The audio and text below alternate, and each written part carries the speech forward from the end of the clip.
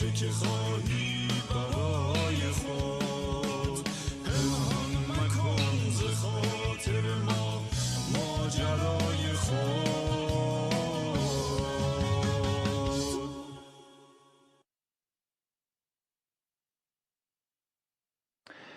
با درود فراوان و سلام گرم خدمت همه شما بینندگان بسیار عزیز و گرامی و دوستداران برنامه زنده علامت سوال. خوشحال هستم که این افتخار نصیبم شده که بتونم در خدمت شما عزیزان همراه با مهمان گرامی برنامه که بعد از اعلانات اعلام خواهم کرد که چه کسی هستند، واقعا سپاسگزار خداوند هستیم برای این موقعیت بسیار عزیز و عالی. متاسفانه امشب خواهر عزیز و گرامیمون، همکار گرامیمون سالی نیستم و من به جاشون هستم در این خدمت و به فضل خداوند که برنامه خوبی را خواهیم داشت، چون که برنامه خوب ما با ماها نیست و از فیض خداوندمون عیسی مسیح که بالای سرمون هست و به فیض خداوند که بهره بگیریم، به فیض خداوند و پرجلال باد نامش از سال تا ابدالآباد. اما همونطور که میدونید برنامه زنده ما، همه برنامه‌های زنده خب به هر حال راه‌های ارتباطی خودشونو دارن. همکنون این برنامه از طریق ماهواره یاهصد برای شما عزیزان داره پخش میشه و متاسفانه شما نمیتونید فعلا به خاطر موردی که داریم تلفن رو مستقیم به استودیو زنگ بزنید، ولی میتونید همچنان پیامک‌های خودتون از طریق واتساپ و تلگرام به دست ما برسونید که خیلی هم موجب برکت ما میشه مثل همیشه و خداوند شما رو برکت بده. این شماره رو من خدمتتون بخونم از طریق واتساپ و تلگرام. میتونید به این شماره برای ما پیامک خودتون رو بفرستید، هرچند از طریق فیسبوک برنامه و اینستاگرام هم میتونید پیامک های خودتون رو و از طریق یوتیوب هم که داره برنامه پخش میشه برای ما ارسال بفرمایید. 2035 79 99 37 772 این شماره است که در طی برنامه هم حتما شما خواهید دید که روی صفحه گیرنده شما ظاهر میشه و شما کاملا میتونید اون رو ببینید و برای ما پیامک های خودتون رو بفرستید. همونطور که عرض کردم هر برنامه هم برای خودش هم فیسبوک و هم اینستاگرام رو داره، پس از اون طریق هم برای ما این پیام ها رو میتونید ارسال بفرمایید که نهایتا وقتی که به دست ما میرسه مطمئن باشید که اونها رو بتونیم با هم دیگه بخونیم. و اما درخواست دعاتون هم به موقع برای ما بفرستید، مخصوصا نام و موضوعی رو که دارید مشخص که برای اون در آخر برنامه از مهمان گرامی خواهیم خواست که در دعا باشن و همه ما هم در این اتحاد به سر ببریم. خب من اینا رو خیلی سریع به شما گفتم، چطوری یه بار دیگه بریم و این ارتباطات خوب رو ویدیویشو ببینیم و برگردیم به برنامه با ما باشید.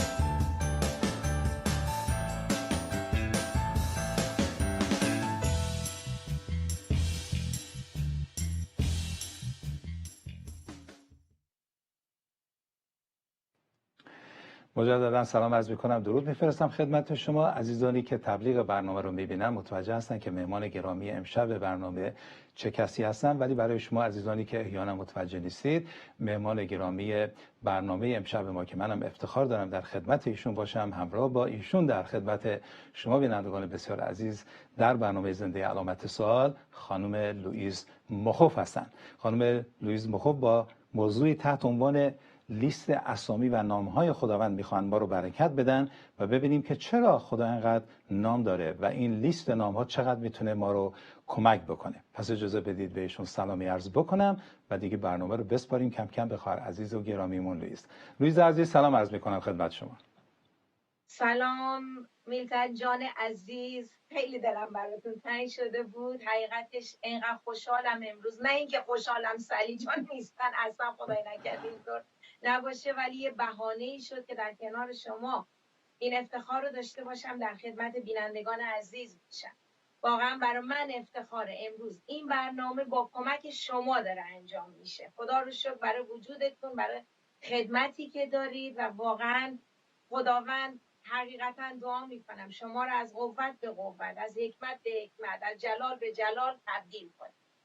اما اینکه در مورد مطلبی که شما اشاره کردید که در مورد اسامی خدا هست، حقیقتش اینطور داشتم فکر میکردم که چقدر امروز صبح به خصوص این مزمور 148 رو در این رابطه داشتم فکر میکردم، دعا میکردم. یه چیزی جلب توجه منو کرد که اول برنامه دوست دارم این رو خدمت شما و همینطور بینندگان عزیز بگم. اونم این بود که عنوان این مزمور خیلی منو گرفت. وقتی که نوشته بالاش همه خدا را تسبیح بخوانند، بعد اسم میبره. اول میگه که خدا را از آسمان تسبیح بخوانند، شروع میکنه شمردن، میگه در اعلی علیین همه فرشتگان، نمیدونم لشکرهای خدا، آفتاب، ماه، ستارگان، فلک و افلاک، حتی آبهای بالای آسمان ها، میگه اینا خدا رو تسبیح بخوانند. بعد شروع میکنه به زمین، میگه از زمین تسبیح بخوانی. جالبه، از نهنگ و دریا و موجودات دریایی، اون وقت شروع میکنه به انسان ها.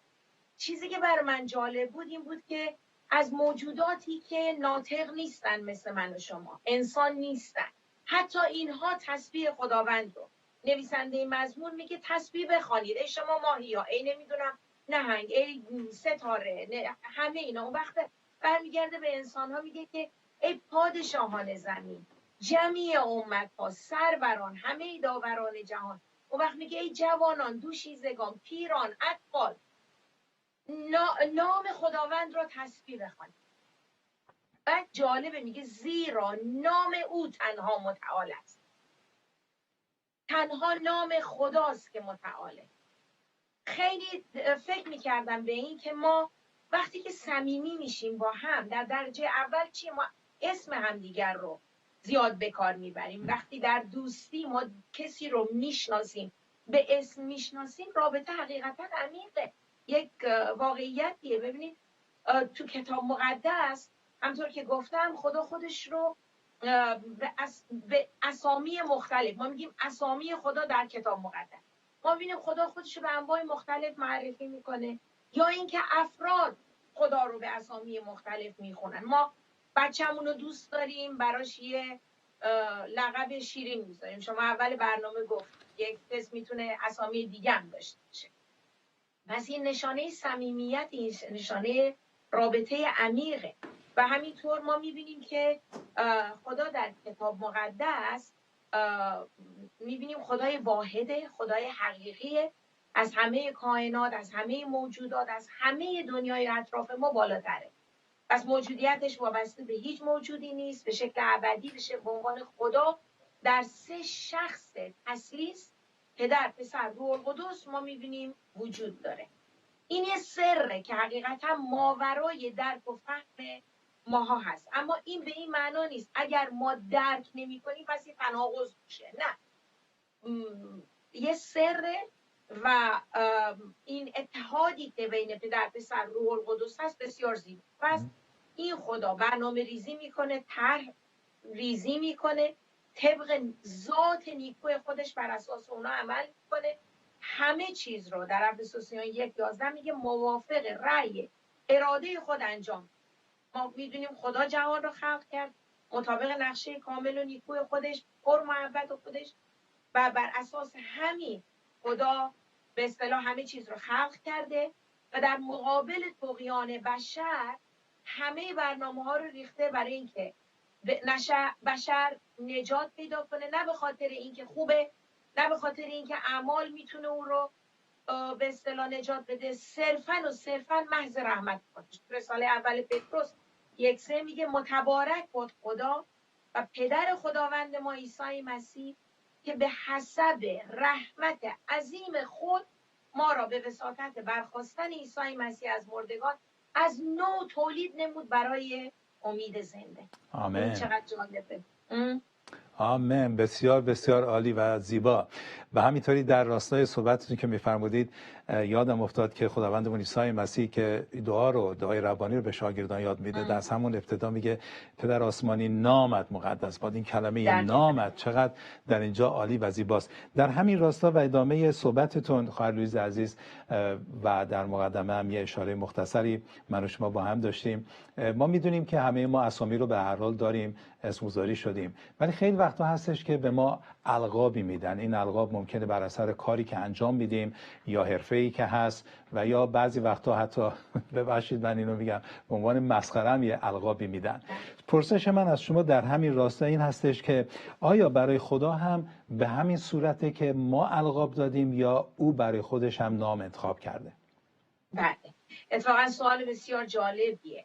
بله، در جاهایی هست که خدا خودشو مستقیم معرفی میکنه به اسامی خاص.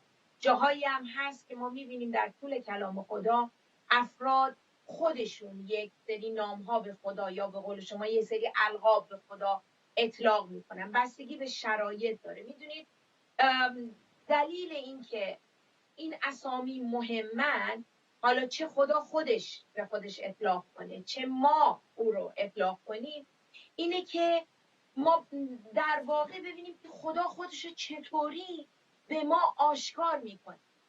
ببینید در شرایط مختلف خدا به اسامی مختلف خودش میخونه یا دیگران او رو مینامن.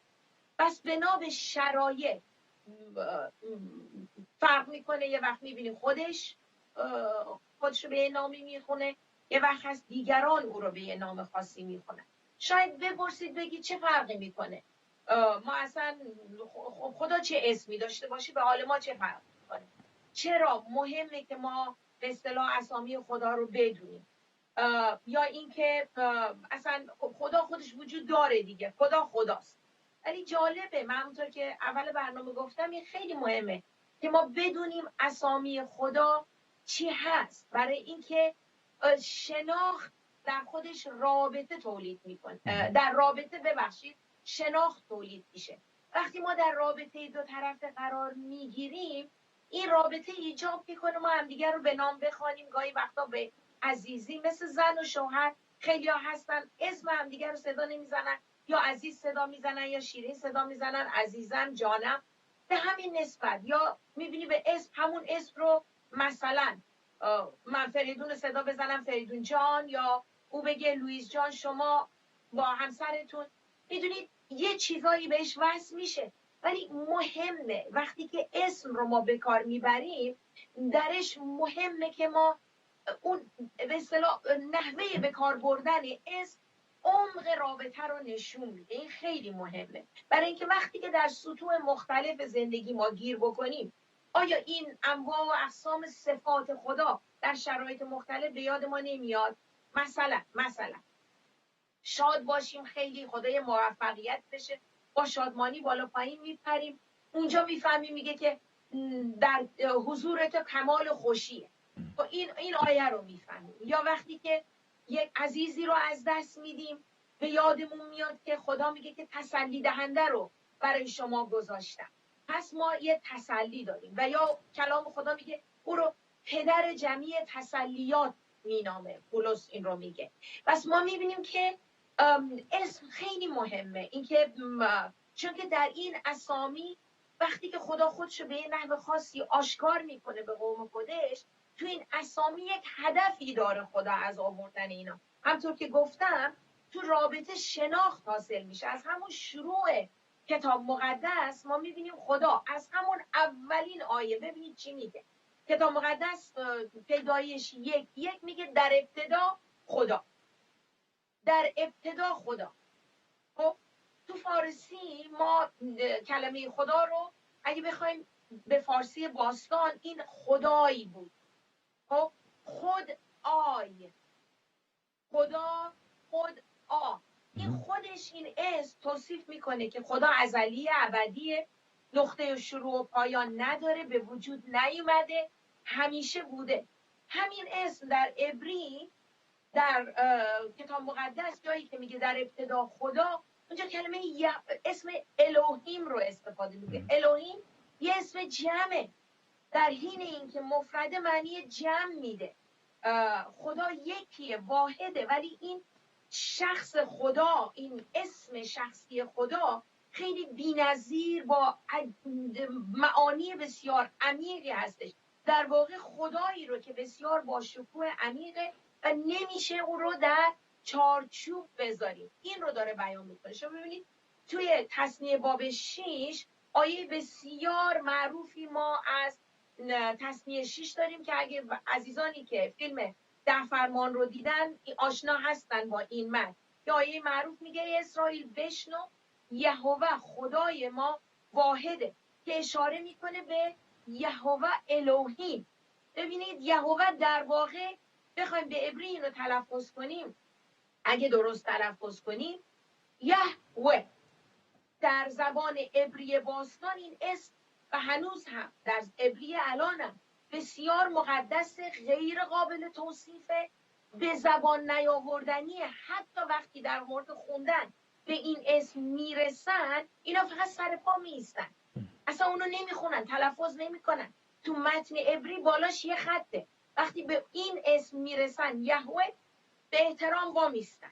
ما در طول کلام خدا اسامی زیادی از خدا داریم که هست و تو میبینیم در جاهای خاص اسم خاص به خودش اطلاق میکنه، اسمی شخصی که این خالق عالم خودش رو درش به ما آشکار می‌کنه. اسامی مختلف خدا، صفات مختلف خدا، شخصیت مختلف خدا، طبیعت شخص خدا رو برای ما آشکار میکنه. مهمه که ما با این اسامی آشنا باشیم. من گفتم اسم خاص خدا، گفتم یهوه. خب این اسم خیلی مقدسه، اسم شخصی خداست که توسط خدا به موسی در اون بوته مشتعل به اصطلاح در خروج باب 3 که میخونیم بهش میگه که به اصطلاح یهوه خودش رو مینامه. این تلفظی رو که میگیم یهوه حتی ما نمیدونیم که اصلا درست تلفظ میکنیم یا نه، چون که حتی کاتبین یهود به عنوان احترام اینا حتی تلفظ نمیکنه. ما حدس میزنیم شاید این باشه. این اسم انقدر مقدس و مورد تکریمه که به اصطلاح با یه اسامی دیگه مثل ادونای یا هشم اینا رو به اصطلاح عبرانیان برداشتن جایگزین کردن که بتونن تلفظ بکنن. وقتی خدا خودش رو تو بوته آتش به اصطلاح به موسی ظاهر کرد، موسی برگشت به خدا گفت خب من الان برگردم پیش قوم بگم کی منو فرستاد؟ تو میگی خدای پدران شما منو فرستاد، از من بپرسن اسمش چیه، به اینا چی بگم؟ به اینا گفت که خدا به موسی گفت بگو هستم آن که هستم، و گفت به بنی اسرائیل چنین بگو احیا هستم مرا نزد شما فرستاد. این نکته خیلی قابل توجهه. این هستم و یهوه، باز میگم اگه درست تلفظ کنیم، توسط خدا در کتاب خروج استفاده شده بارها. ما میتونیم از این متن که بابهای مختلف کتاب خروج اینطور استنباط بکنیم که اون احیا یا هستم همون یهوه هستش. یهوه بر اساس اسم عبری در واقع هستم هستش. این اسم شخصی خداست و چندین حقیقت رو درباره خدا عنوان میکنه که خدا هست. خدا زمان گذشته نیست، خدا زمان آینده نیست، زمان حاله، الانه، هست. خدا هستمه، هست، الانه، همیشه، ازلی، ابدیه. همطور که گفتم شروع و پایان نداره. خدا حقیقت محض موجودیت خدا، همه چیز بهش وابسته است. اسامی بسیار زیادی هستش که حقیقتش بخوایم اسم ببریم. من یه بار اینو داشتم سرچ میکنم، 270 تا اسم، باورتون بشه میتن جان، 270 تا اسم و حتی به اصطلاح صفت در کتاب مقدس برای خدا هست. جالبه. آمین. پرجلال باد نام خداوند. این عظمت خدای ما رو میرسونه که این هم احترام داره و واقعا خدا رو شکر میکنیم برای وجودش، برای آن نام مقدس و قدوسش که از اون نام هستش که ما هم در اون تقدس به فیض خداوند قرار میگیریم. اما از اونجایی که شما هم خسته نشید، خواهر لویز عزیز یه استراحت کوتاهی داشته باشیم و برمیگردیم به برنامه. اما قبل از اینکه این کار انجام بدیم، بینندگان عزیز شما چی فکر میکنید در رابطه با اسامی و نامهای خدا؟ خیلی خوشحال خواهیم شد که پیاماتون رو برای ما بفرستید و ما هم بهره ببریم. با ما باشید.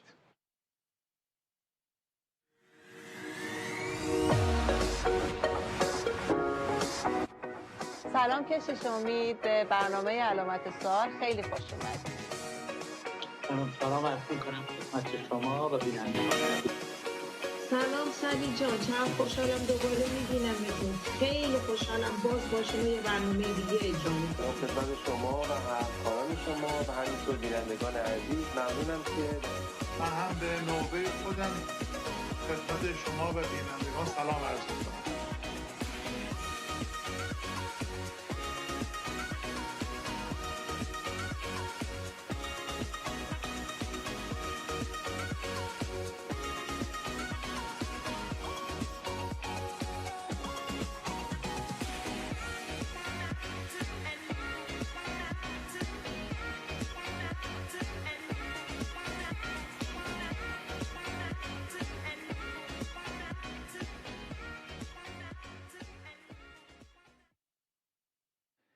خب خدا رو شکر، پس تا اینجا خیلی بهره بردیم. برای عزیزانی که تازه دارید این برنامه رو تماشا میکنید، شما بیننده برنامه علامت سوال هستید، همراه با مهمان بسیار عزیز و گرامی خانم لوئیز مخوف در رابطه با موضوع بسیار جذاب و خیلی عالی و زیبا، اسامی و نامهای خداوند در کتاب مقدس. یکی دوتا نیست که بگیم حالا انقدر و کافی است، ولی باید فکر بکنیم که چرا این همه نام دارن، که در بخش اول لوئیز عزیز خیلی خیلی رسا اینها رو فرمودن و حالا مطمئناً در رابطه با همین نام و فرموده شد، گفته شد که در کل کتاب مقدس شمرده شده. یک زمانی میگفتن 256 تا، حالا رسیده به 270 تا، چون که اسامی و القابی هستش در اونجا که واقعا عالی هستش، واقعا زیبا هستش. مثلا به عنوان مثال برای من نام رهاننده عالی است. چرا؟ به خاطر اینکه منو رهانیده از مسائلی که داشتم. برای شما ممکنه شفا دهنده باشه و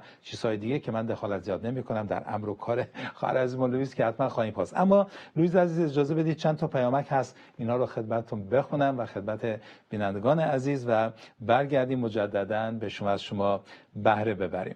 مهران عزیز درود بر شما، فرمودن نام‌های خداوند همچون برج‌های سوزانی است که فرد عادل برای رسیدن به آنها دوان دوان به سوی آن می‌رود. تشکر مهران عزیز. و همچنین ادامه دادن خداوند معنی نامش را برای موسی خادم وفادارش روشن کرد. وقتی موسی از خداوند نام او را جویا شد، یهوه که ما در خانش میگیم یهوه، حالا یهوه ما آشوری میگیم ایهوه، به هر حال پاسخ داد هستم آن که هستم، همون مطلبی رو که خواهر لوئیز عزیز اشاره فرمودن.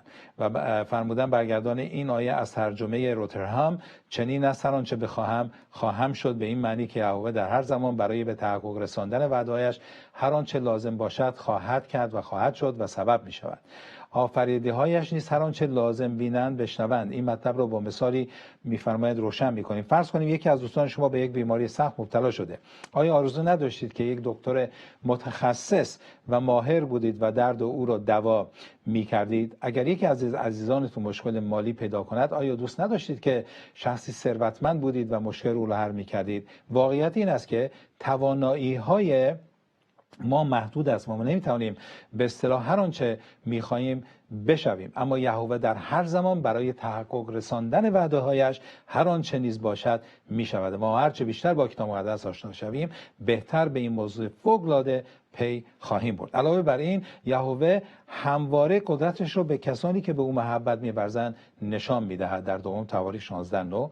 اما این جنبه شخصیت یهوه برای کسانی که نام او را نمی‌شناسند پوشیده میماند. شکی نیست که نام یهوه باید در کتاب مقدس به کار برده شود. دانستن معنی پدر آسمانیمون و به کار بردن این نام در پرسش او ما را به او نزدیک می‌کند. تشکر مهران عزیز، فرمودن جهت اطلاع خیلی ممنون. خواهر لوئیز عزیز، شما در رابطه با گفتار مهران عزیز نوشتارشون رو فرستادن چه نظری دارید؟ فوق‌العاده بود. یعنی واقعا لذت بردم. حقیقتا مهران عزیز تکمیل کردن این مسئله رو و اینکه لزوم دانستن اسامی خدا و چیزی رو که اشاره کردن که مثل برج حسین کلام خدا میگه که عادل درش هر چی میدوه خسته نمیشه. اسم خدا اینطوری هستش. واقعا موافقم با مطلبی که گفتن. بسیار عالی. بله چیزی رو که ایشون عنوان کردن همونطور که گفتم تکمیل برنامه ما بوده. اتفاقا بین کلامتون چون که دیدم که نوشتن مخصوصا در رابطه با فرمودید شما هم هستم که هستم، گفتم خب اینو سریع لینک بدم، اما در این لحظه بیشتر از شما بشنویم و بعداً پیامک‌های دیگر رو خدمتتون خواهم. بله حتما. بفرمایید خواهید. میزن عزیز. بله ما در مورد الوهیم صحبت کردیم. ببینید همون پیدایش 1:1 الوهیم گفته. الوهیم همطور که گفتم اسم جمعه. ما در زبان عبری وقتی که چیزایی رو میخوان جمع ببندن ایم آخرش میذارن. این در واقع مفردش میشه الوها. ولی اونجا که میگه در ابتدا خدا آسمان ها و زمین را آفرید، اون کلمه خدا رو اونجا الوهیم استفاده میکنه. میبینیم این مصدر جمع هستش. در واقع اون که اولین آیه کتاب مقدس از نظر زبان عبری، از نظر گرامر عبری جور در نمیاد. برای اینکه ببینید چی میگه، برای اینکه از یه اسم جمع با فعل مفرد داره استفاده میکنه. میگه در ابتدا خدا یعنی الوهیم آسمان ها و زمین را آفرید.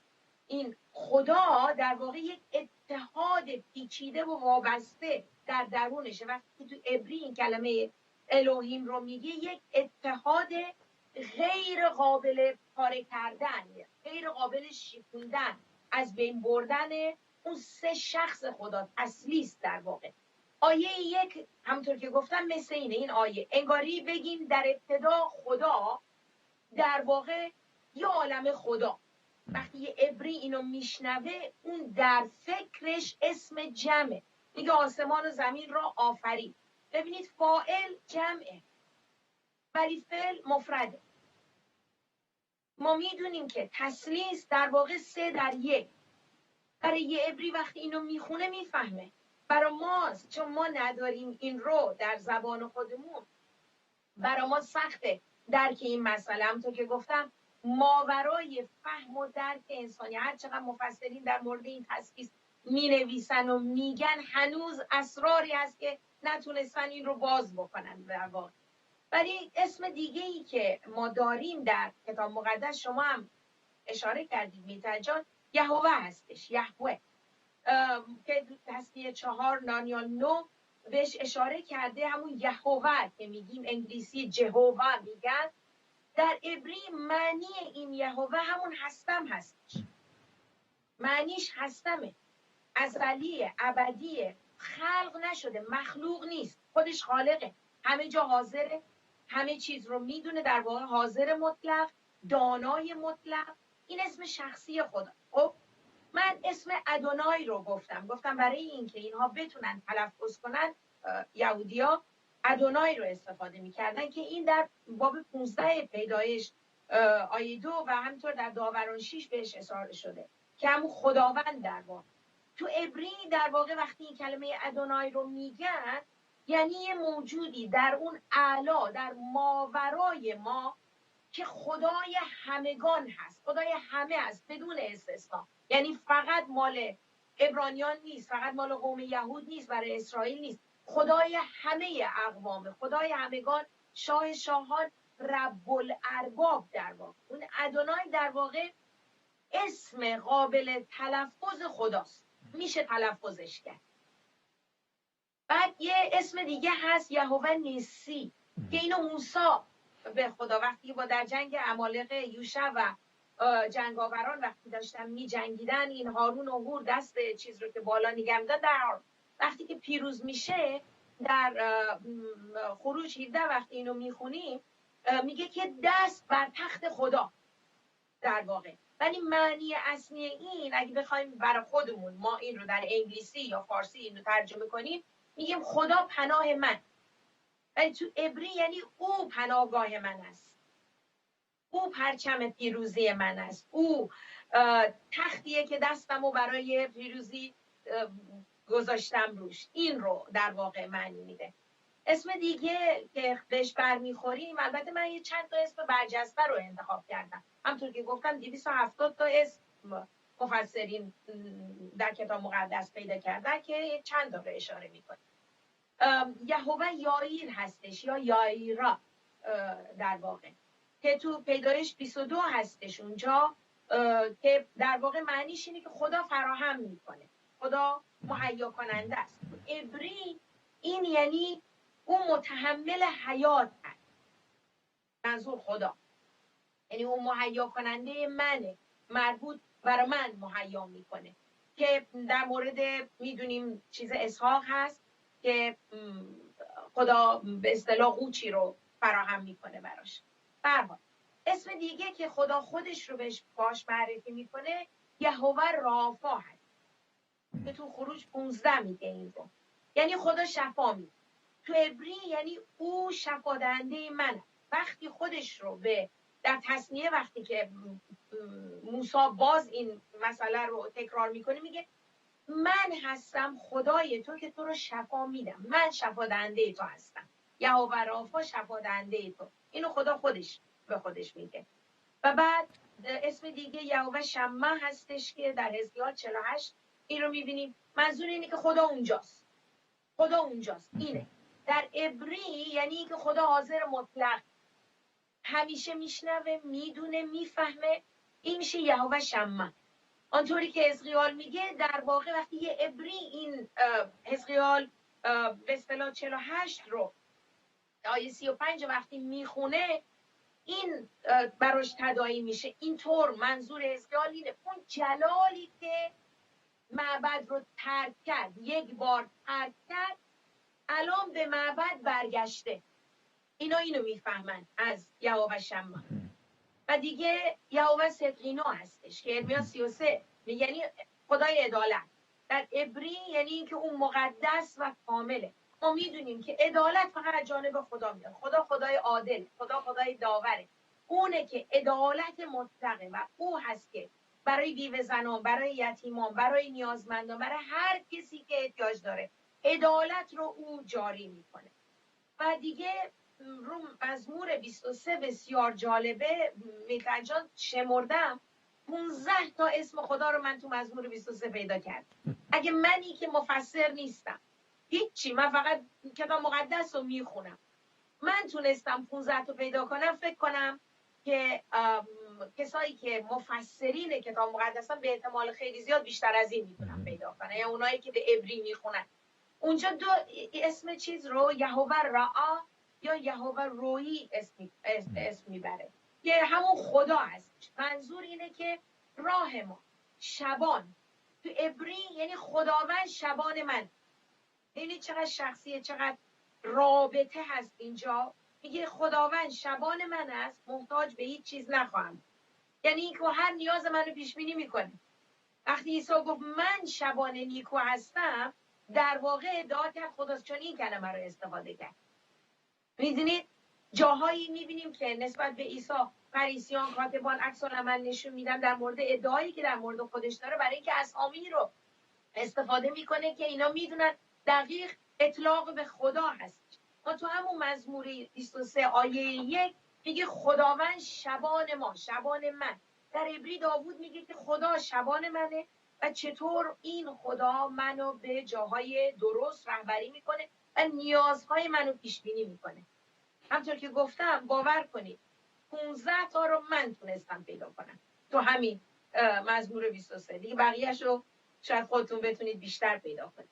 اسم دیگه یهوه شالوم هستش. بذارید فقط این شالوم رو من یه توضیح سریع بدم. یعنی اگه بخوایم شالوم رو فقط تعریف کنیم یعنی از بین برنده اختشاش.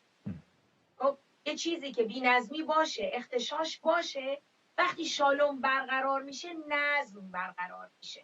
خب ما اینو در داوران 6 در داستان مسئله جدعون این رو میفهمیم. یعنی اینکه خدا صلح یا سلامتی ما. در عبری ببینید خدا فقط صلح و سلامتی نمیاره. وقتی یه عبری اینو میشنوه یهوه شالوم، منظور این نیست که خدا برای من صلح و سلامتی میاره، بلکه میگه که او سلامتی یا صلح ما هست. این رو اطلاق میکنه. شالوم یعنی یه صلح یا یه سلامتی عمیق و مانا. حالا این مفهوم عبریش خیلی عمیق‌تره. ما حالا خیلی بتونیم این رو به زبان خودمون بخوام توصیف بکنیم شاید همین سلامتی نزدیکترین باشه، ولی این عمیق‌تر از اون هستش، یعنی از بین برنده اختشاش. و دیگه یهوه مکادیشم هستش یا یهوه قدوس پدش که تو لاویان و حزقیال بهش اشاره کردی، یعنی اینکه یهوه که تقدیس میکنه یا یهوه تقدیس کننده تو.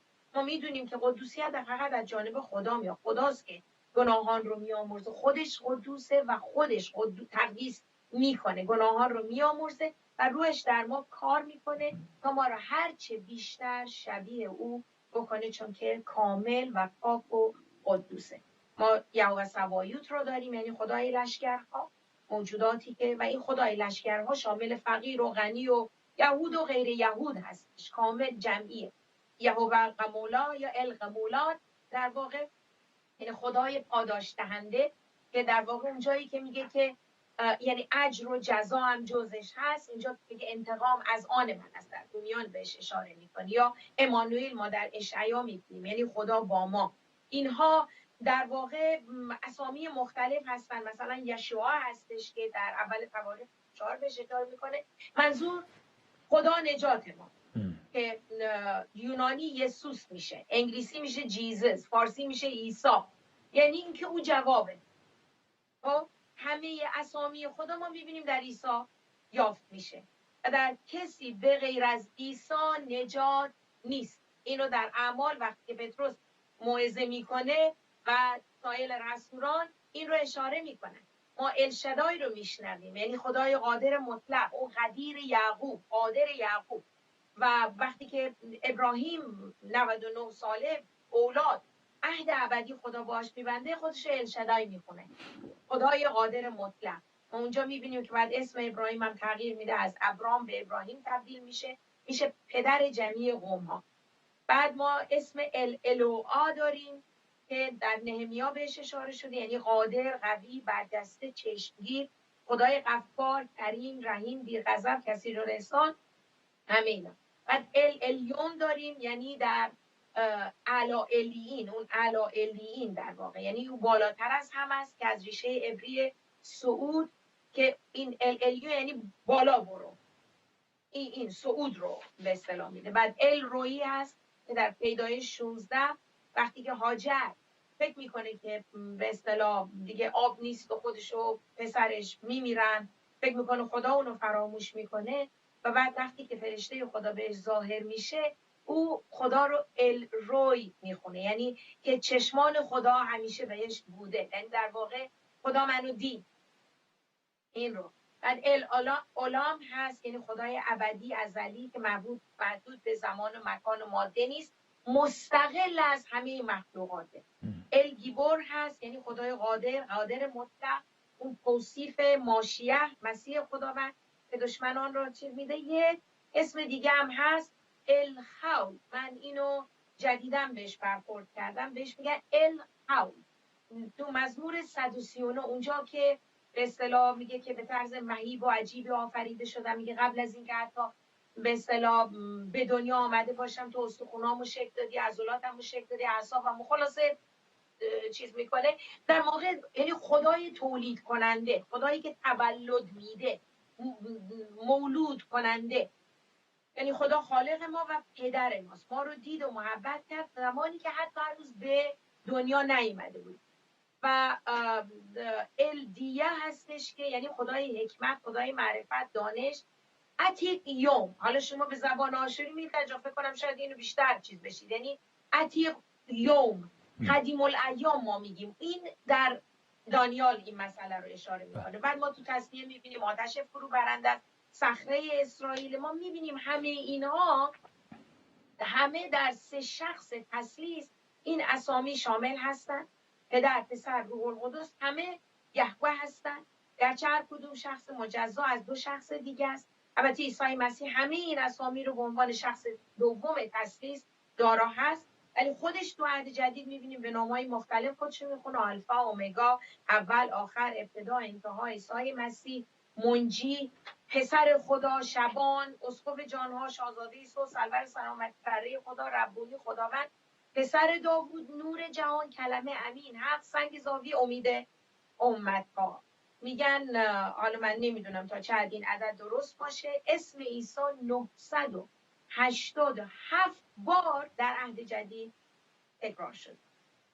پس ببینید چقدر مهمه. میخوام عزیزان بیننده رو تشویق کنم با این اسامی خدا آشنا بشن. من چند تا رو گفتم میتونم من مطمئنم شما به عنوان شبان، به عنوان از حقیقتا معلم برای ما، شما خیلی شاید بیشتر از این بتونید اضافه کنید. ببینید چقدر مهمه که ما با این خدای عظیم وارد رابطه دو طرفه بشیم، به نزدیک، از نزدیک به اسم خاص او رو بشناسیم، او رو جان صدا بزنیم، او رو عزیز صدا بزنیم و وارد این رابطه وقتی که بشیم به این شکل، حقیقتا رابطه در یه فاز عمیق دیگه ای میره. با من خودم خیلی لذت میبرم وقتی که این اسامی رو معانیشو میبینم، برای من خیلی خیلی گویا هستن. خیلی دوست دارم. آمین آمین. واقعا هم همینطوری هستش. من بعضی وقتا در جلسات دعا که هستیم بعضی از عزیزان شروع میکنن مثلا میگن عیسی جان چقدر عالی، چه رابطه نزدیک، چقدر صمیمی هستش واقعیتش. و اتفاقا شما لویز عزیز به من یک ایده دادید در رابطه با همون مزمور 23، چون همون جا که شروع میشه میگه که خداوند شبان من است، محتاج به هیچ چیز نخواهم بود. یه فکر اومد که اتفاقا همین جملات رو میشه با معانی نام خدا به کار گرفت. بله. همون دیگه مثلا وقتی که میگه خداوند شبان من است و همون شبان رو اسم اصلی عبریش رو به کار بگیریم و محتاج نبودن یعنی مهیا کننده یهوه یایرا رو به جاش بگیریم، میبینیم که جالبه که این جملات خودش میتونن از نامهای عزیز خدای قدوس واقعا تشکیل بشن و چقدر این عالی و واقعا عالی و زیبا هست. اتفاقا اشاره فرمودید که این همه نام عیسی مسیح به کار گرفته شده. برای اطلاع عزیزان بیننده‌ام بگم که نه فقط در دنیای ایمان و باوری مسیحی ما، حتی در مذاهب دیگه هم نام عیسی مسیح بیشتر از همه نام‌های دیگه به کار گرفته. این رو داشته باشید و باز برای ما پیامکتون رو بفرستید اگر پرسش دارید. یه ساعت دیگه به خواهر عزیزمون لویز بدیم و بار دیگه برمیگردیم به برنامه. با ما باشید.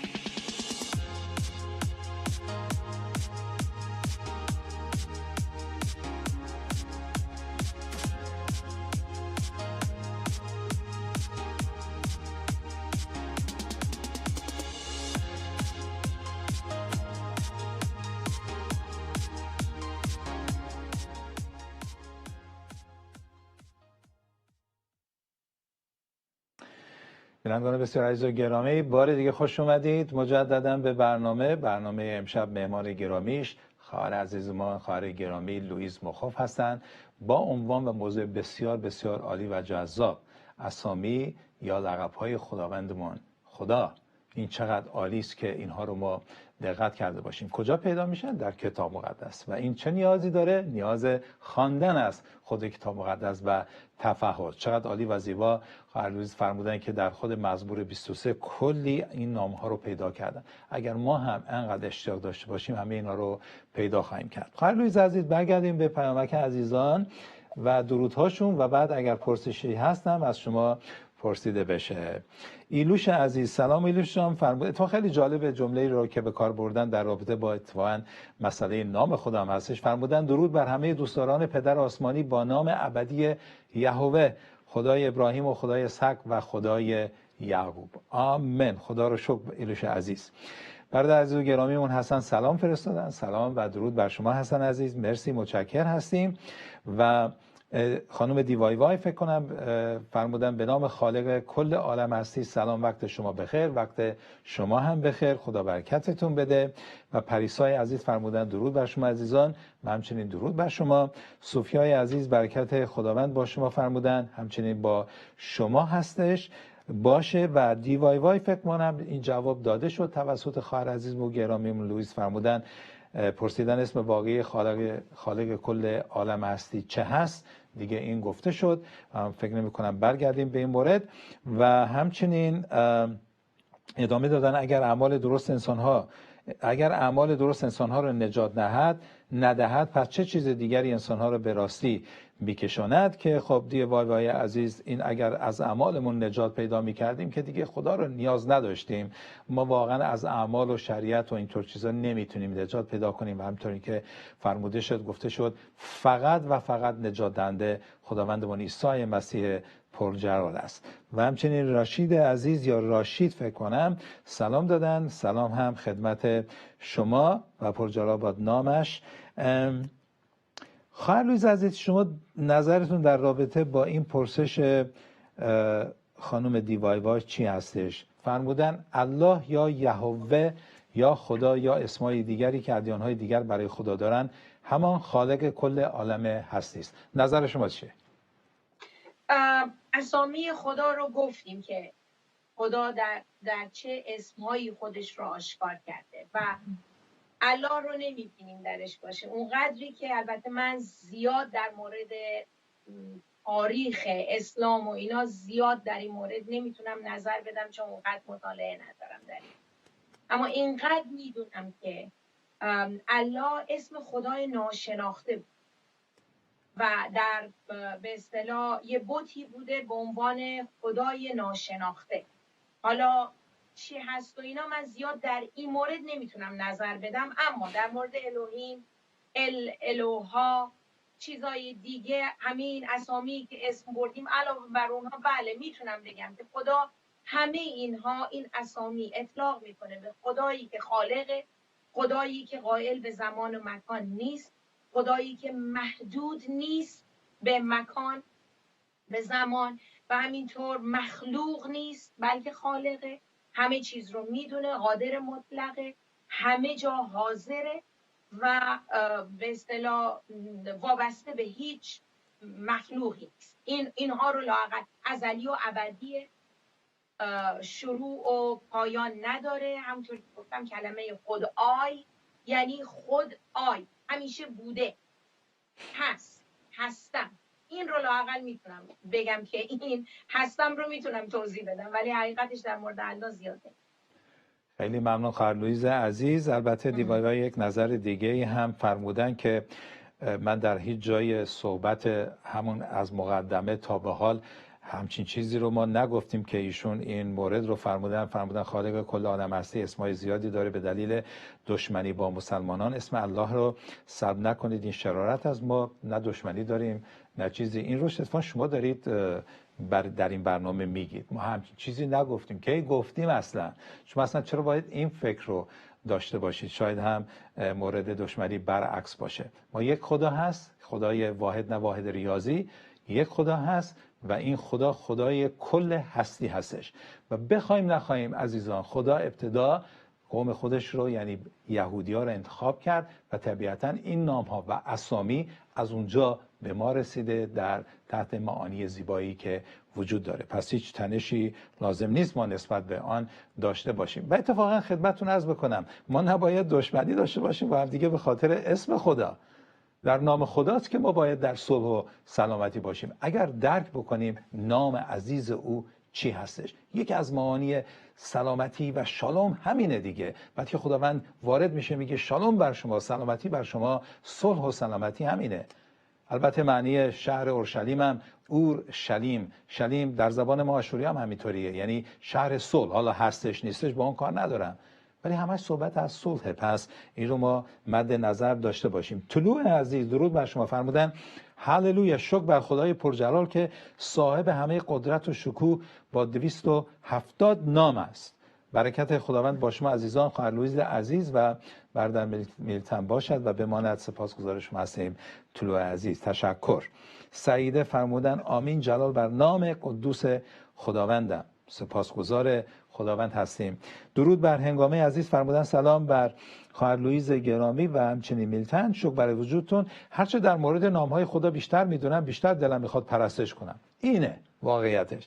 شکر میکنم خدای فیاضم رو که به فیض خودش 4.5 سال پیش در نام عیسی مسیح خودش رو به من شناساند و منو با همه گناهانی که داشتم پذیرفت و نجات داد، در حالی که اصلا لایق این لطفش نبودم. شکر برای فیضش. لازم به گفته است گفتن هست که همون موقع ها من به کانال شما معرفی شدم و اولین برنامه هم که دیدم برنامه ندای امید شما بود که شمیتن عزیز، این افتخار برای من بود. اختیار دارید. آمین که فیض خدای ما در نام خداوندمون عیسی مسیح قیام کرده همواره با همه شما باشد و بماند. آمین. هنگامه عزیز، مهم نیست در چه برنامه بوده، مهم نیست که مجری کی بوده و ببخشید باز خواهر لویز عزیز، مهم نیست حتی مهمان کی بوده، اصل مطلب خداوندمون بوده، به خاطر اینکه اوست که نجات دهنده است و نجات میده. پرجلال باد نامش از حال تا ابدالآباد. واقعا لویز عزیز، از شما یک پرسش دیگه ای داشته باشم که خانم بهار پرسیدن چرا مسیح کاهن اعظم هست؟ این کاهن اعظم هم یک لقبی است برای عیسی مسیح. بله، خب این سوال یه مقدار توضیح احتیاج داره. همینطوری نمیتونیم با یه جواب کوتاه ازش رد بشیم.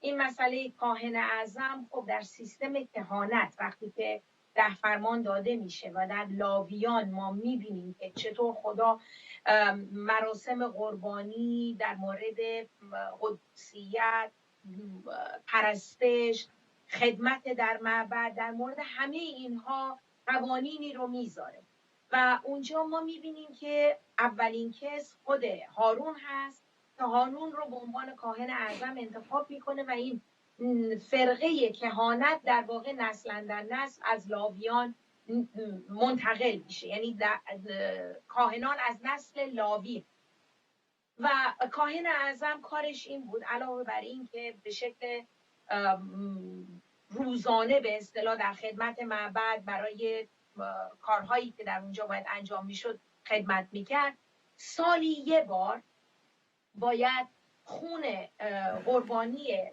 بره بی عیب و یه ساله رو باید این خون رو به اصطلاح تقدیم میکرد در قدس الاقداس برای کفاره گناهان قوم. ببینید یه قربانی کفاره بوده یا جرم گناه بوده که روزانه انجام میشده. شخص مثلا یک گناهی میکرد، این میومد یه گوسفند یه بره میخرید یا هرچی میخرید می آورد به حضور کاهن، همونجا دست راستش باید میذاشت رو سر اون بره و کاهن باید اون بره رو قربانی میکرد. خون باید ریخته میشد چون که به اصطلاح پاکی و اون پاک شدن گناهان از طریق ریختن خون باید انجام میشد. در خون چون حیات هست، حیات به عوض حیات در پاک، اینطور به جریمه گناهان از طریق خون باید پرداخت میشد. این برای خود شخص. اما سالی یک بار باید یک قربانی، یعنی یک چیز قربانی انجام میشد برای کل قوم و این سالی یه بار بود. اونایی دیگه در محوطه حیات معبد انجام میشد در صحن به اصطلاح معبد، ولی قربانی کفاره باید خون رو کاهن میبرد به قدس الاقداس. حالا خود کاهن از لباس زیرش گرفته تا لباس روح یه سری مراسم پاکی و قدوسیت بود که باید انجام میشد. یعنی هیچ چیزی از نظر شخص کاهن نجس نباید می بود، نباید ناپاک می بود، چون به حضور خدا میره. حتی ببخشید جاهای خصوصیش، چون که حتی اشاره میکنه که لباس زیرش چطور باشه نمیدون، یعنی پاکی کامل از درون به بیرون باید اینو میبرد و اون وقت این خون رو باید به قدس الاقداس به عنوان جریمه گناهان، به عنوان پرداخت جریمه گناهان قوم تقدیم میکرد. این کار کاهن اعظم. و کاهن اعظم خب اینو به پاش طناب میبستن و یه زنگوله‌ای هم به پاش بود تا زمانی که، چون کسی به غیر از کاهن اعظم حق نداشت، اونم سالی یه بار فقط باید به قدس الاقداس برد. کاهن اعظم در طول سال تو قدس الاقداس قدس میتونست بره ولی به قدس الاقداس نمیتونه. اون مراسم عبادت و به اصطلاح چیزای مراسم رو توی قدس انجام. قدس الاقداس سالی یه بار بود چون اونجا تابوت صندوق عهد خدا اونجا بود با لوح شهادت، چیز موسی توش بود، اون 10 فرمان و به هر حال اون کرسی شهادت که از داخل به اصطلاح اون کروبیا خدا صحبت می‌کنه. خلاصه این قدس الاقداس که گفتم سالی یه بار این کاهن اعظم باید می. ما در رساله عبرانیان برای اینکه دقیق بفهمیم که عیسی چی کار کرد، کار صلیب رو ما بفهمیم، کاری رو که مسیح به عنوان کاهن اعظم و قربانی، ببینید کاری که بر صلیب انجام شد، عیسی به عنوان قربانی، خون عیسی در واقع اون خون قربانی بود که باید تقدیم میشد برای جریمه گناهان. وقتی که کلام خدا میگه تمام شد، بر روی صلیب مسیح میگه تمام شد، در واقع قربانی بز و گاو و گوسفند و اینجور چیزا تمام شد، تشریفات قربانی تمام شد، برای اینکه این قربانی به عنوان عیسی قربانی کامل بود و خون او کافی بود برای همه بشر در دنیا، همه اعصار، برای بشر و بشریت کامل.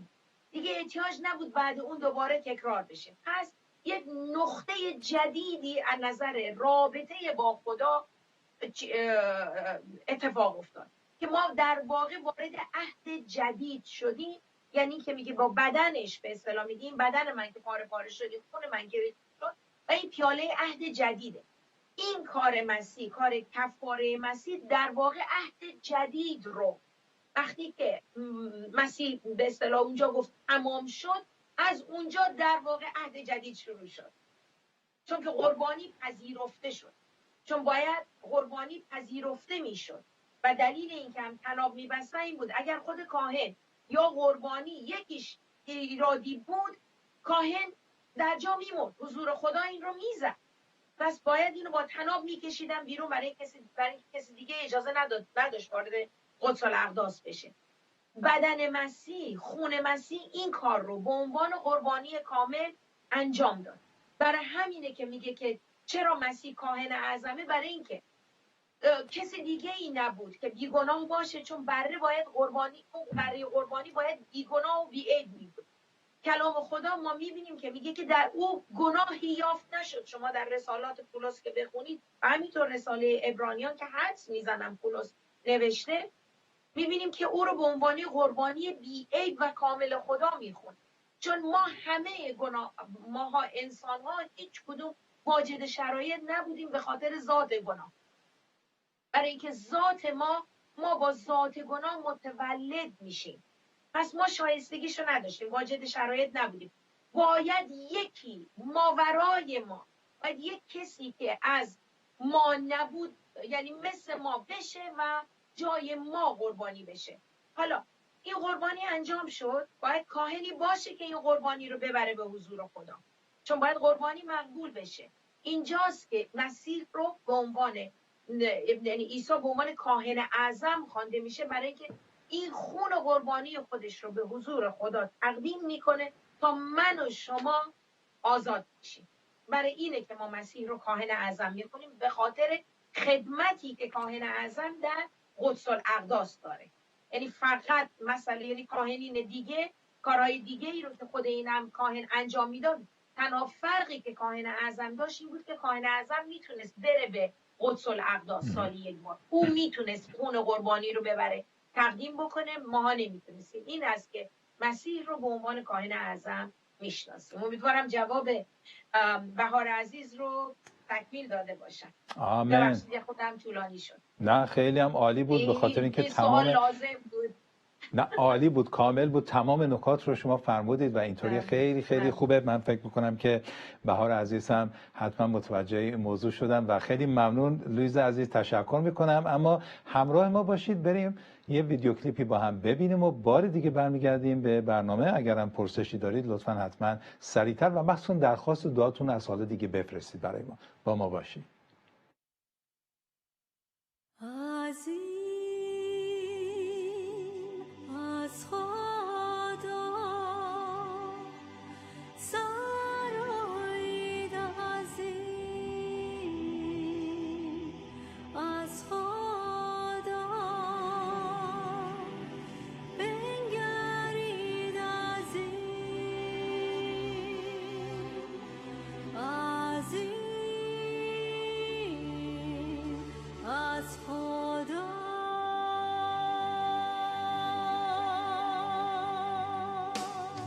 شکوه شاهانه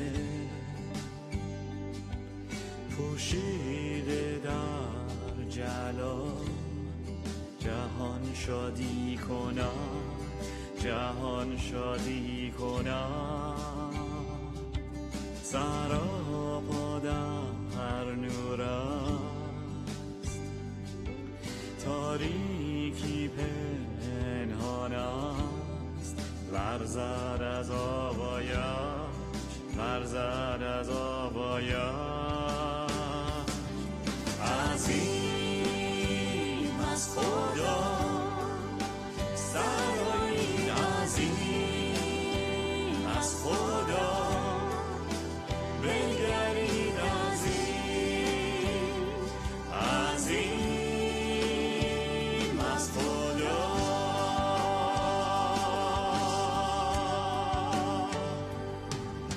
از ازل تا ابد زمان در دست اوست. شروع و انتها، شروع و انتها. تسلیس اقدس است، پدر و پسر بزبره خدا رو شیر یهودا. عظیم از خدا سرایی، عظیم از خدا بنگرید. عظیم عظیم از خدا.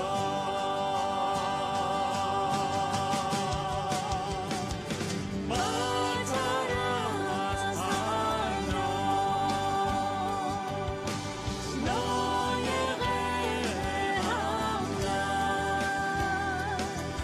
از دل خالی، عظیم از خدا.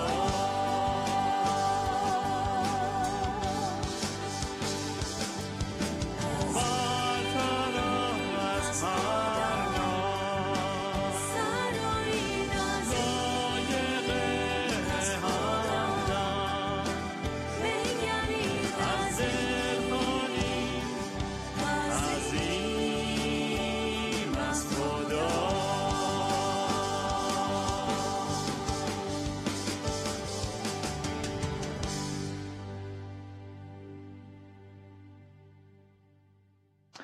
پرجلال باد نام عزیز و گرامی خداوندمان عیسی مسیح زنده، چون که با آن نام هستش که عزیزان وجود داریم. هستی تمامی وجودی ما از اوست. نامش متبارک باش.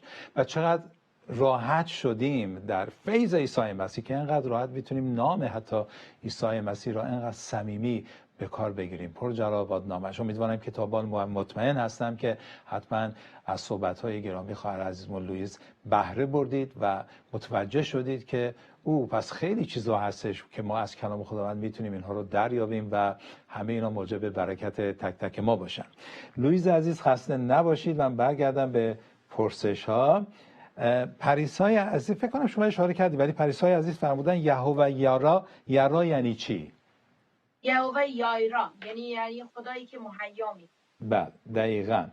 پس این عالی. اما پریسای عزیز مجددا پرسیدن جایی هستش که میفرماید خداوند صخره من است. به عبری یعنی چی و صخره به عبری چی میشه؟ من تا اون قدری که میدونم شاید باز شما میلتن جان بتونید اطلاعات بیشتری در این مورد بدید. ما اونجایی که مسیح اسم شمعون پتروس رو در واقع میگه که از این به بعد تو پتروس خوانده میشی، کیفا پتروس، صخره و بر این صخره کلیسای خود رو بنا میکنم. اونقدری که میدونم کیفا یا پتروس این میشه صخره در عبری. بله روی این هم اتفاقا بحث هست. مثلا کلمه پتروس در یونانی پترا به معنی بعضی ترجمه میکنن صخره و در زبان ما هم اتفاقا کیفا که ف شده به پ کیپا بگیم سنگ و آره شاید هم یهوه تسوری باشه. حالا این رو هم بیشتر میتونیم بعدم نگاه بکنیم و همینطوری که فرمودید بله مسیح به پتروس همین لقب رو میده که از این به بعد که دیگه تو پتروس بلکه کیفا نامیده خواهی شد. کیفا رو میدونم هست. بله. اینو واقعا مطمئنم در این مورد. بسیار عالی، خیلی ممنون، خدا برکتتون بده. عباس عزیز خیلی صحبت جالبی رو فرستادن برای ما که به صورت نوشتار فرمودن شکر خدایی که این همه نام داره و محدودیتی برای صدا زدن و درخواست کمک گرفتن ازش نیست. خیلی عالیه واقعا. خیلی زیباست. سیاوش عزیز هم فرمودن، پس سیاوش عزیز فرمودن جلال بر خدا شکر برای برکت وجودتون. پس من هم باید بگم از طریق شبکه‌های ماهواره‌ای ایمان آوردم. خدا رو شکر. همین شبکه‌ها برای همینه که شما عزیزان پیام نجات بخش خداوندمون عیسی مسیح را بشنوید. پرجلال باد نامش. دیوای وای عزیز، حالا لویز عزیز شما جواب بدید، منم جواب خودم رو برایشان دارم. پرسیدن اسم خالق و مالک کل عالم هستی در میان قوم‌های قبل از یهودیان چی بود؟ اون رو من نمیدونم. من اجازه میخوام بهتون بگم. بله، اونجا وقتی که میگه که در ابتدا خدا، ما در ابراهیم یا اولین چیز من گفتم الوهیم رو میشناختن. خب حالا وقتی که به موسی در واقع خودش رو معرفی میکنه به عنوان یهوه اشاره میکنه، ولی ما میبینیم به قبل از موسی به ابراهیم به چندین اسم در واقع خودش رو معرفی میکنه. بله. پس بنابراین نمیتونیم بگیم که اولین اسمی که از خدا داریم الوهیم. بله. این رو لااقل به جرئت میتونیم بگیم. برای اینکه در مورد ملکی‌صدق اگه یادتون باشه و رابطه‌ای که با ابراهیم هست، ما میبینیم بهش میگه ملک سالیم. او رو در واقع شالوم، شما گفتید اورشلیم یعنی شهر سلامتی. خب اون شهر یروساغم که میگن همینه، شهر سلامتی. با خدای سلامتی بود. میگم این الوهیم اسم جمعه و برای یه عبری معنی بسیار مقدس و خاصه، ولی این به این معنا نیست که افراد دیگه به اصطلاح نفهمن و ندونن. ما میبینیم که به ابراهیم وقتی خودشو آشکار میکنه، او رو پدر جمعی امت ها مینامه. ما میبینیم برای قضیه اسحاق، برای هر موردی در زندگی ابراهیم ما میبینیم اسامی مختلف هست. در پیدایش این رو بهش برخورد میکنیم. بله. یا اینکه وقتی که یعقوب در اون نردبان چیز که میره میگه که اینجا بیت ایل هست. اون بیت ایل رو در واقع میگه اینجا خانه خداست. ما میبینیم ایل الوهیم بیشتر این بوده، تا اینکه وقتی میایم به موسی، از موسی به بعد ما میبینیم به شکل خاص اسامی خاصی هست. ولی از اولین آیه کتاب مقدس ما میگه در ابتدا خدا، اون الوهیم هستش. اولین رو ما داریم الوهیم. بسیار عالی. اتفاقا خیلی جالبه، بعضی وقتا در نام ها میبینیم در پیشوند و پسوند هم قرار میگیره، مثلا سموئیل که ما میگیم شموئیل، یعنی از خدا شنید و چیزهای دیگه.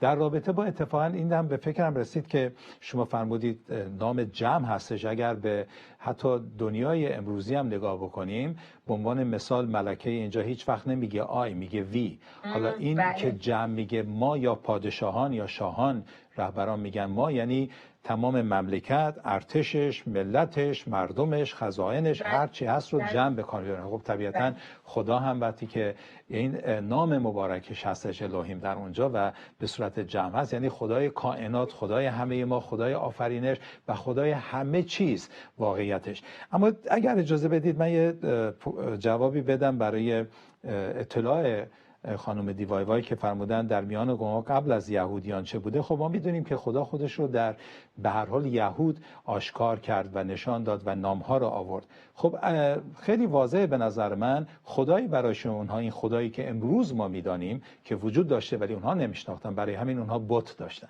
نه خدا. اونها بت‌های مختلف داشتن. اتفاقاً اشاره شد در اعراب هم بت‌های خودشون رو داشتن و در همه ملت و همه حتی خود یهودی‌ها هم قبل از اینکه حالا بیان برسن به اون مرحله‌ای که از سلسله ابراهیم ما می‌بینیم که یهودیت به وجود آمد، از ابراهیم کلدانی، و قبل از اون همه چی بودن؟ بت پرست بودن. پس بعداً خدا به صورت مخصوص در قوم یهود خودش رو آشکار کرد و برای همین هم هستش اسامی که برای یهود به اصطلاح عنوان کرده امروز ما آنها رو به کار میگیریم در ترجمه‌ای که دارن و پرمعنی هستن برای ما. به هر حال تشکر از پرسشتون. و همچنین افسانه عزیز فرمودن سلام خواهر و عزیز و گرامی و برادر، برکت خداوند با شما باد. آیا ایمانداران مراسم سالگرد فوت ایمانداران هم میگیرن؟ چون اینجا در ایران به علت فوت خواهرم که ایماندار بود الان نزدیک به 1 سال شده و اطرافیانم مدام میپرسن که این مراسم میگیریم. مراسم یادبود رو در همه اقوام داریم ما. حالا لزوما میخواد 40 باشه، 7 باشه، 3 باشه، سال باشه، بله این هست، چرا نه؟ اگر یادآور به اصطلاح ایمان ایشون هست که چقدر خدا رو دوست داشتن و یه جورایی میخواید شما یک بزرگداشت در واقع از ایشون انجام بدید، چرا نه؟ چه ایرادی داره؟ ولی ببینید در کلام خدا میگه که فکر کنم پولسه که میگه که مثل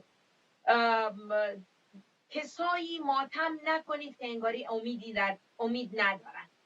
میدونید این حالت ماتم و سوگواری نباشه. ما بزرگداشت یاد بود، ما میگیم که زندگی طرف رو میخوایم جشن بگیریم، نمیخوایم مرگش رو عزاداری کنیم، برای اینکه از نظر ما مرگ نیست. ما در واقع به قول یکی میگفت که ما آدرس عوض میکنیم، ما نمیمیریم، از چیزی به چیز دیگه تبدیل میشیم و در ابدیت. وقتی میگم به چیز دیگه منظورم اصلا اون خدای نکرده اون چی میگم تناسخ چیز و اینا منظورم نیستا. ما وارد ابدیت میشیم، به بدن مبارک، بدن روحانی رو میگیم. این منظورم هسته، خدای نکرده سوء تفاهم نشه، این منظورم چیزای دیگه نیست، عقاید دیگه نیست. و پس ما زندگی رو که بر روی زمین به شکل موقت هر کدوممون داریم اونو میایم جشن میگیریم، میایم از ایمانش صحبت میکنیم، از زندگی که داشته، اخلاق حسنه، نمیدونم خاطرات خوش، اینها، ولی به شکل سوگواری نه. اگر به شما میگن که کی میخواید سال بگیرید، کی میخواید چیز بکنید، لابد من نمیدونم حالا حلوا و نمیدونم از اینجور چیزا، نه، این چیزا رو نمی‌کنیم. ما زندگی رو جشن میگیریم، مرگ رو سوگواری نمی‌کنیم. این رو میتونم به دوست عزیز بگم در این مورد، چون که حقیقتش در مورد این که میگه که جوری سوگواری نکنید که انگار امیدی ندارید، این خودش خیلی پرمعنا هستش. خیلی هم ممنون، خیلی هم درست، عالی. حتی اینجا ما میبینیم که اینطوری نیست که حتما حالا منتظر بشن ماه تموم بشه، سال تموم بشه. هر کس هر وقت که دوست داره عزیزشه گلی میبره بر مزارش. به هر حال این فکر نمی کنم مشکل خاصی باشه. همطوری که خانم لویز عزیز و گرامی فرمودن، اون امید ما نباید گسیخته بشه، وگرنه احترام رو ما حتما داریم و حتما هم این کار رو میتونید انجام بدید که در جاهای مختلف هم واقعیتش همین کار رو دارن انجام میدن و این خیلی خیلی عالی هستش و پرجلال. خب خواهر عزیز ما دیوای وای بازم پرسیدن، البته من فکر میکنم که دید و برداشت ایشان دید اسلامی هستش، ولی خب من بخونم به احترامشون، چون که این برخلاف آن چیزیست که ایمان ما هستش. فرمودن مسیح قربانی برای گناهان هیچ کس نشده است، بلکه مسیح آمد تا همه رو به نجات و توبه از گناهان هدایت کند، ولی از روی شرارت مسیح را کشتند و لعنت خدا را برای خودشون خریدند و خودشون را معذب جهنم دانستند. خب ما میدونیم که این در ایمان ما همچین چیزی وجود نداره. برای نجات و توبه اتفاقا باید یک قربانی انجام میشد. نظر شما چیه خواهر لویز عزیز؟ بله، کلام خدا به خصوص باز اشاره میکنم به رسالات پولس و همینطور رساله عبرانیان، رسما او رو به عنوان قربانی کامل اشاره میکنه و شما در کتاب مکاشفه باب 5 وقتی نگاه بکنید به صحبتی که بین یوحنا و اون فرشته صحبت میگیره، میگه حاطفی، اونجا میگه که دیدم که تومار رو و دیدم کسی نمیتونه این تومار رو باز بکنه و وقتی دیدم که فرشته و گریه میکردم اون وقت این فرشته منو چیز کرد گفت ببین این شیر سبت یهودا که غالب اومده، بر جهان غالب اومده. میگه سرمو برگردوندم دیدم بره ذبح شده که پیش از بنیاد عالم ذبح. این کلمه رو یوحنای رسول استفاده میکنه. پس ما آیات بسیار زیادی داریم که دقیقاً میگه که مسیح 100% بر صلیب مصلوب شد، قربانی شد و این قربانی به عنوان جریمه گناهان من و شما بوده. یعنی ایشون به جای من و شما قربانی شد. حالا این خواهر عزیز اعتقاداتشون محترم، ولی میخوام اگر تصحیح باشه اینجا اینو تصحیح بکنیم که 100% رسما مسیح بر صلیب مصلوب شد و به عنوان قربانی گناهان ما، جریمه گناهان ما پذیرفته شد. به عنوان کاهن اعظم قربانی ایشون پذیرفته شد. خیلی ممنون خواهر لویز عزیز. اتفاقا خب موضوع اینه که خواهر عزیز ما دیوایوای باید اینو متوجه بشن که حتی ما میتونیم اینطوری بپرسیم شما عزیزان چرا به همیشه و همواره هنوزم که هنوزه قربانی میبرید؟ چرا حیوانات رو قربانی میبرید؟ میدونید چرا؟ به خاطر اینکه بر این باور هستید که این قربانی شاید بتونه شما رو از گناهان و غیره مثلا عفو بکنه، در حالی که در عبرانیان فصل 10:4 میخوانیم میفرماید به خاطر اینکه قربانی مسیح دیگه انجام شده میفرماید محال ممکن، محال است، امکان ندارد که دیگه خون گاوان و بزها و بره ها و نمیدونم غیره و اینا بتونن گناهان ما رو پاک بکنن، به خاطر اینکه یک قربانی انجام شده. پس این رو خودتونم در فکر بکنید، در باور خودتون چرا عید قربان هست؟ چرا این همه قربانی برده میشه؟ هر سال یک جای مخصوصی باید برید این قربانی ها رو بگذارید. برای چی؟ در حالی که ما دیگه این کار رو انجام نمیدیم. چرا نمیدیم؟ به خاطر اینکه یک قربانی شد، انجام شد، تمام شد و من نیازی ندارم به خاطر اینکه یک حیوانی رو بکشم که حالا اون فرمایش خدا بود در عهد قدیم، ولی وقتی که خود بره خدا، ذات قدوس خدا در جسم آمده و این قربانی رو برای شما و من انجام داده، دیگه ما نیازی نیستش که حیوانات رو قربانی بکنیم. پس خود شما ببینید در عمل همین رو انجام میدید و از اونجا میتونید به نتیجه برسید. و این رو هم اضافه کنم، اگر هنوز هم همین رو ادامه میدیم یعنی مطمئن نیستیم که نجات رو داریم یا نداریم. اگر خب یه بار این انجام میشه دیگه یه بار انجام میشه آقا نجات پیدا کردیم دیگه، ولی هی دوباره مرتب ببینیم هر سال بعضی جاها مختلف، جاهای مختلف، در فصلهای مختلف هی این کار رو انجام میدن، یعنی هنوز اون اطمینان رو ندارن که بخشیده شدن. یک بار به خداوندمون عیسی مسیح برای این قربانی ایمان آوردن، یک بار برای همیشه نجات پیدا میکنیم، اما در این مسیر نجات تا به آخر باید قدم برداریم، پیش بریم. اینطوری نیست که حالا نجاتمون داد بریم هر چی که دلمون میخواد انجام بدیم. امیدوارم که دیوایوای محترم و عزیز این مورد رو نه اینکه به زور بپذیرن ولی به هر حال از روی منطق به آن فکر بکنن. داداش گلی من دارم خواهر لویز عزیز به نام شاهرخ. ما هم دیگه رو داداش وقتی که میگیم یعنی ما از اون زمینه ها بودیم که خداوندمون ما را از اعتیاد نجات داده. پر جواب نام مسیح زنده فرمودن. و من خدمت شاهرخ عزیز بگم که اسامی رو که ایشون یا عناوین رو که در این پرسششون گفتن من فکر میکنم اجازه ندارم اینجا بگم، ولی پرسششون رو به هر حال بپرسم، به خدمتتون برسونم. فرمودن درود بر شما داداش میلتن و درود بر خواهر عزیزم.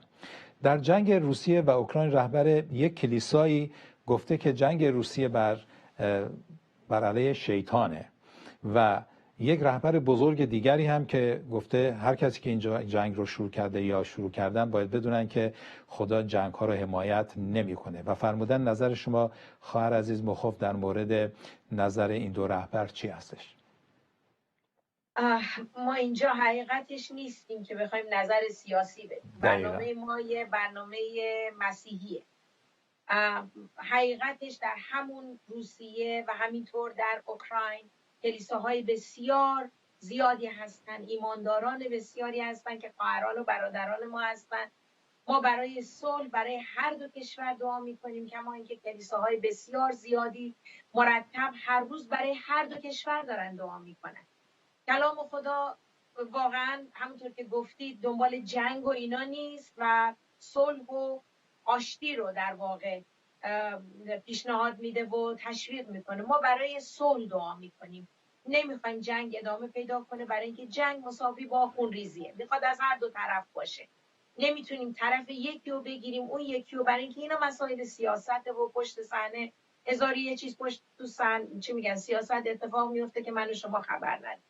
اما اجازه بدید با دعا برای صلح هر دو کشور دعا بکنیم، هر دو کشور رو یکی رو به عنوان ظالم یکی رو به عنوان مظلوم نبینیم. در جنگ هیچ کس برنده نیست، گرچه بخوان هر چقدر ادعا بکنن وقتی کشته ای انجام میشه، افراد وقتی میمیرن، ما نمیتونیم بگیم برنده هست. این رو من زیاد چیز نیستم، برای اینکه هر جان اونقدر ارزش داره که مسیح به خاطر همون یه جان حاضر بوده بر صلیب بره.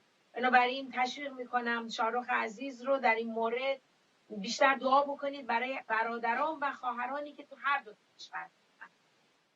و الان من حتما هم دیدید توی تونل های مترو اوکراین، همینطور تو خود روسیه در شهرهای مختلف میبینیم که مخالف این جنگ هستن و دارن دعا میکنن. و به جای اینکه ما این وسط بیایم دنبال مقصر رو به اصطلاح مظلوم بگردیم، بهتر هدف دعای ما این باشه که صلح انجام بشه، برای اینکه الان این قضیه دعا احتیاج داره، به جای اینکه بگردیم ببینیم کی مقصره کی مقصر نیست. حقیقتشو بخواید این وسط کار من یا هر کدوم ما این نیست که ما بیایم این وسط چی میگن دعوا، یه جمله جالبی از یه نرخ تعیین کنیم، همچین چیزی نیست. تشویق میکنم که این انرژی چی میگن این فکر دلسوزی و دعا برای هر دو کشور رو بیشتر استفاده بکنیم تا اینکه بفهمیم کی مقصره کی مقصر نیست. آمین. همدرد باشیم با این عزیزان. واقعیتش همینم هستش که به هر حال خواهر لویز ما هم در این دنیا زندگی میکنیم، تحت جفاها، ناراحتی‌ها، جنگ‌ها و غیره و غیره خواهیم بود، به خاطر اینکه این دنیا دنیای سقوط کرده هستش و ما در همین سقوطی که به وجود آمد از همون طریق آدم و حوا می‌بینیم که چه بلاهایی آمده. واقعیتش خدا اینطوری نیافرید. حالا بعضیا میان تقصیر خدا میدونن، اصلا چه تقصیر خدا چه تقصیری در اینجا داره؟ اراده آزاد به ما بخشیده. پس اینی که نظر یه تعداد رهبران در این مورد چی هستش، نظر خودشون بمونه برای اونجا، اما واقعیتش نظر عیسی مسیح مطرح هستش که اینجا نظرش چیه. عیسی مسیح در برابر پیلاتوس ایستاد به عنوان اینکه به هر حال او هم داشت لقب مسخره میکرد مسیح رو، میگفت شاه یهود، تو پادشاه یهود هستی. مسیح فرمود اگر ملکوت من، پادشاهی من از این جهان بود، پیروانم برای من میجنگیدن. و مسیح رو میبینیم هیچ وقت نه خنجر داشت نه شمشیر داشت، هیچی. او سرور صلح و سلامتی است. پس حالا ما برداشتایی رو بخوایم انجام بدیم، همونطوری خواهر لویز عزیز فرمودن، مثلا در برنامه‌های ایمانی و مسیحی ما مطالب سیاسی رو بررسی نمی‌کنیم، ولی از مطالب سیاسی به اینجا میتونیم برسیم که باور بکنید همه این مشکلات سیاسی، همه این جنگ‌ها رو یک شخص میتونه حل بکنه، و آن هم خداوندمون عیسی مسیح است. اگر شما باور بکنید این عزیزان بخوان به عیسی مسیح ایمان بیارن، هیچ وقت در فکر جنگ و خونریزی نخواهند بود. آیا ما میتونیم همین فکر رو داشته باشیم؟ برای همینه که مسیحیان واقعی، ایمانداران، نه مسیحیانی که اسمن مسیحی هستن، نامی رو یدک میکشن، اما مسیحیان باورمند درست و نجات یافته، همونطوری که خواهر عزیزمون لوئیس فرمودن، همدرد میشوند، دعا میکنن. ما کجا، اهل اوکراین کجا، ما کجا، روسیه کجا، یا کشورهای دیگر ضعیف و حالا قوی غیره کجا، اما یک چیز هست، ایمان ما بر ما نشان دهنده این است که ما باید همدرد باشیم و باید به هم دیگه در دعا باشیم. اتفاقا ما یه چند لحظه دیگه میخوایم برسیم به درخواستای دعای شما عزیزان. خب چرا ما برای هم دیگر دعا میکنیم؟ چون که باور داریم که این یکی از وظایف مهم و اساسی ما هست که فرموده شده برای یکدیگر حتی دعا بکنید. من یکی دو تا پیام دیگر هست که اگر وقت شد خواهم خوند خواهر لویز عزیز، اما خودمون رو کم کم آماده بکنیم برای درخواست عزیزان که فرستادن برای ما دعاها رو. و همچنین خیلی ممنون هستیم از شما خواهر لویز عزیز برای این عنوان بسیار عالی و زیبا. واقعا تشکر میکنیم و خداوند شما رو برکت بده. برای منم افتخار بزرگی بود لویز عزیز که امشب در خدمت شما بودم. اگر مطلبی کوتاهی دارید بفرمایید که بعد برسیم به موضوع دعا. ممنونم میلتن جان، اینقدر امروز شما تکمیل کردید همه چیز رو، باش. خیلی زیبا. واقعا باز تکرار میکنم، معلم هستید برای شبان هستید و واقعا خدا رو شکر برای حکمتی که دارید و خدمتی که دارید و اینطور قشنگ اومدید پا به پا. من ممنونم از شما برای همراهی و همکاریتون، خدا رو شکر برای وجودتون. ممنونم و برای بینندگان عزیز واقعا تشویق میکنم برای برادران و خواهران خودمون در هر دو کشور و جاهای دیگه‌ای که در سختی و زحمتن. الان ما میگیم اوکراین و روسیه، ولی واقعا در همه جای دنیا ببینید چه خبره، چقدر احتیاج داریم این خدایی که امروز در موردش صحبت کردیم بیاد و حقیقتا اون یهوه صدقینو که خدای عدالت این وسط بیاد و همه چیز رو سر و سامون بده و یهوه شالوم و شالوم رو برقرار. آمین آمین. سپاس مجدد. اتاق فرمان عزیز به من بگن که آیا تیزر دعا رو داریم یا نه. بریم سریع تیزر دعا رو داشته باشیم و برگردیم به دعاها.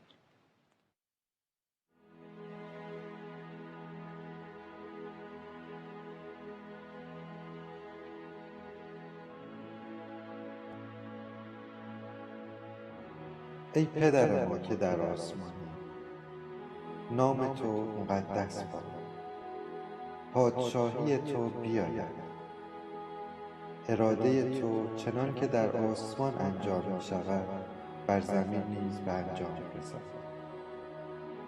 نان روزانه ما را امروز به ما عطا فرما و قرضهای ما را ببخش چنان که ما نیز قرضداران خود را می‌بخشیم و ما را در آزمایش میاور بلکه از آن شریر رهایمان ده، زیرا پادشاهی و قدرت و جلال تا ابدالآباد از آن توست.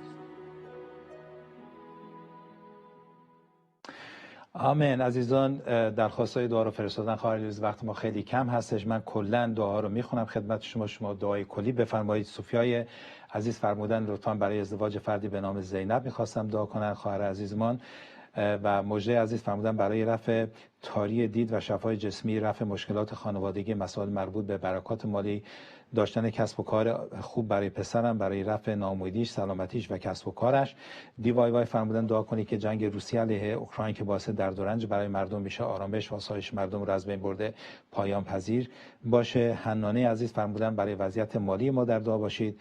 کیوان عزیز فرمودن برای من و استر در دعا باشید، اراده پدر جاری بشه، میان ما از هم دور هستیم.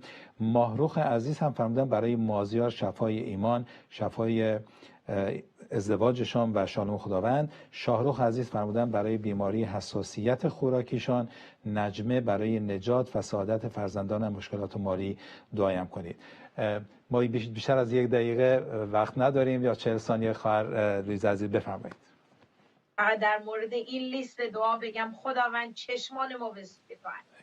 ای خداوند تو تنها خدا هستی و حقیقتا کارهای عجیب و عظیم فقط از جانب تو صادر میشه.